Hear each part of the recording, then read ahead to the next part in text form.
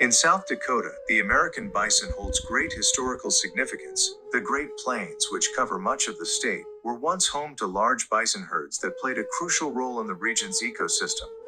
The presence of bison supported a diverse array of plants and animals, creating a balanced environment. During the 19th century, the bison population in South Dakota and across the plains was severely reduced due to mass hunting, driven in part by the U.S. government's policy to weaken Native American tribes by eliminating their primary food source. The near extinction of bison had devastating ecological and cultural impacts, fundamentally altering the landscape and the lives of indigenous peoples. Today, bison are celebrated in South Dakota as a symbol of resilience and are featured prominently in state culture and tourism. National parks like Badlands National Park and Custer State Park are home to protected herds. For many Native American tribes, especially the Lakota Sioux of South Dakota, the buffalo Tatanka and Lakota is considered sacred. The animal is more than just a source of sustenance, it is central to their spirituality, culture, and way of life. The Lakota and other Plains tribes held the buffalo in deep reverence, seeing it as a gift from the Creator that provided everything necessary for survival. The bison was central to many religious ceremonies and traditions. The annual buffalo hunt was a significant event, deeply intertwined with the tribe's social and spiritual life. The buffalo skull is often used in rituals and symbolizes life and abundance. Today, the bison remains a powerful cultural symbol for Native American tribes.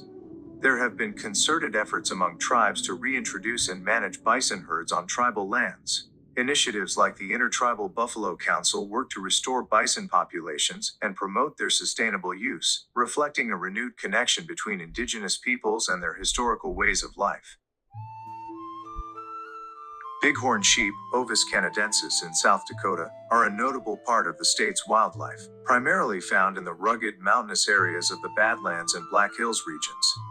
These animals are well adapted to the rocky terrain and are known for their impressive curved horns, which can weigh up to 30 pounds. Bighorn sheep thrive in the steep cliffs and rocky outcroppings of the Badlands National Park and the Black Hills National Forest.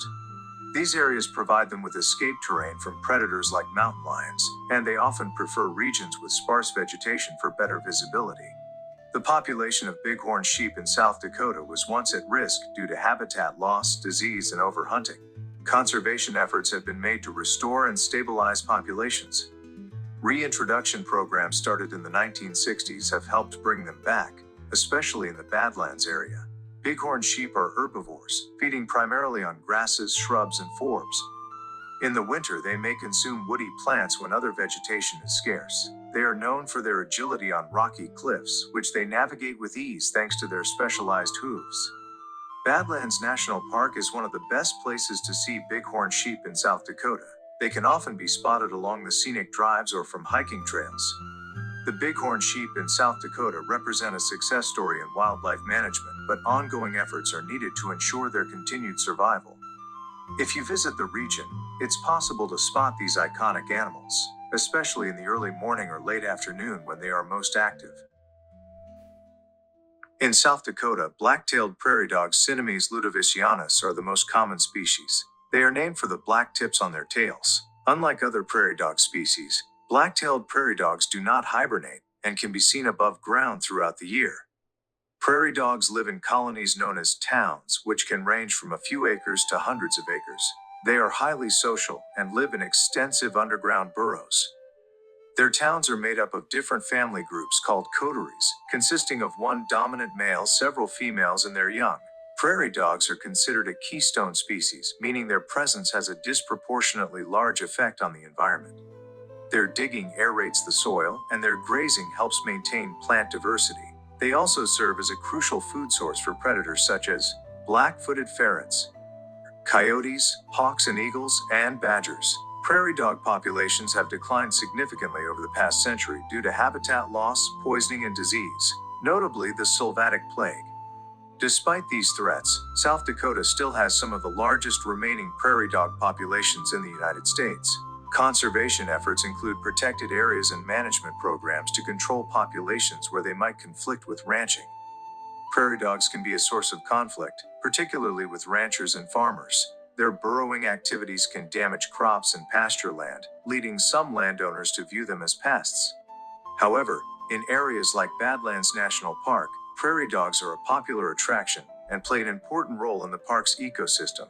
Prairie dogs have a sophisticated form of communication using vocalizations. They can alert others about the presence of different predators with distinct barks. They are herbivores, primarily feeding on grasses and plants. Prairie dogs can create burrows that are up to 15 feet deep and 30 feet long.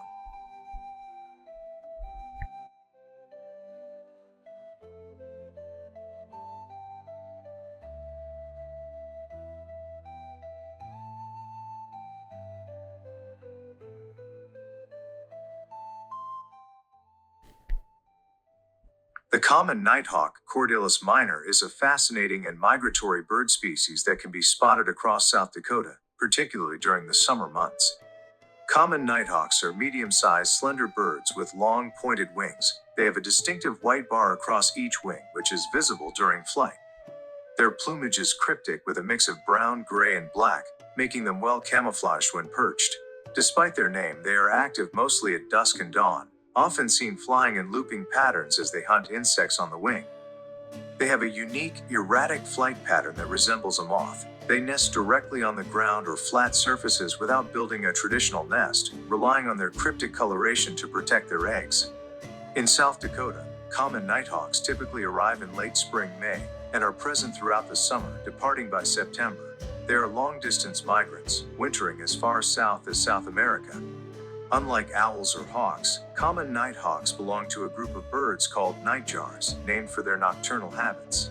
Despite their name, they are not true hawks and are more closely related to whip-poor wills.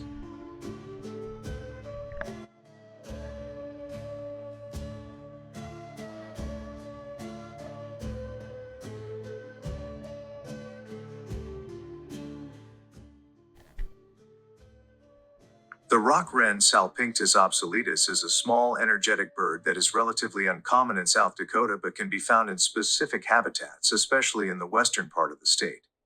Rock wrens are about 5 to 6 inches long and have a light grayish-brown back with a slightly streaked appearance. Their underparts are paler, and the belly may have a slight buff tint. They often have a distinctive white eyebrow stripe. Rock wrens prefer rocky, arid environments. In South Dakota, they are most often seen in the western and southwestern regions, where suitable habitats include badlands, cliffs, rocky hillsides, and canyons. They are attracted to areas with exposed rock formations and gravelly soils, making the Black Hills and areas near the Badlands National Park good locations for sightings. Rock wrens build their nests in crevices or gaps in rocky areas. A unique behavior is placing small stones around the entrance of their nest site, possibly for protection or to mark the site. They tend to hop and explore the ground, often in and around rocks, using their long, slender bill to probe for prey. Rock wrens are migratory in the northern parts of their range. In South Dakota, they are typically seen during the spring and summer months, arriving in late April to early May, and departing by late August or September. Some individuals may linger into the fall, but they generally migrate to milder climates in the southwestern United States or Mexico for the winter.